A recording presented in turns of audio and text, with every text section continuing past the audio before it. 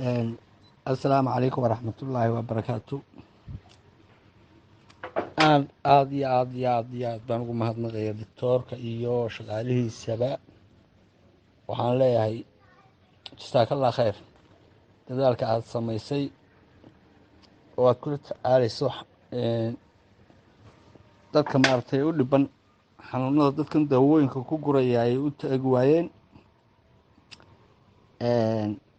anigu waad xasuusataa doctor, maalintii ugu horreysaan ku soo wacay waxaan kuu sheegay inaan gaas tiri xumaatay oo ay yidhaahdeen waa kansal aan qabo.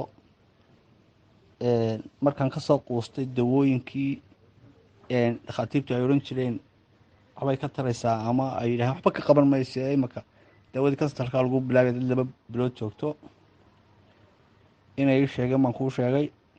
kabacdii waxaan usoo beedhay xagga heerbalka. waxaan kuu soo diray maalintii ugu horreysaan kula soo hadlay dawooyin fara badan oo heerbalay kuwa kala duwan iga iibiyeen inay yidhahdeen waad ku dawoobaysa waxna iga tari waayey. adigana waxaan ku uhi doctore ma kuwan waxaadaysa ma waxaas oo kalaa mise maaha.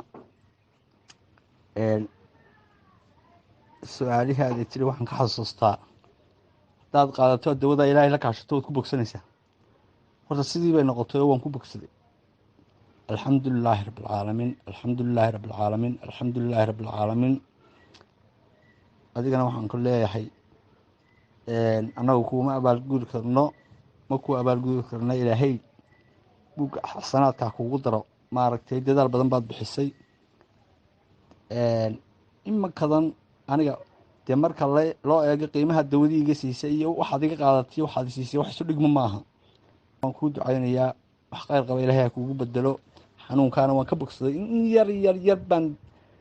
yar bay yidhahan qolada shaybaarku markaas shaybaaday in yar baa kugu hadho intana bisha dawadan qaadanaya insha allah waan bogsanaya waana ku abaalgudi doonaa insha allah.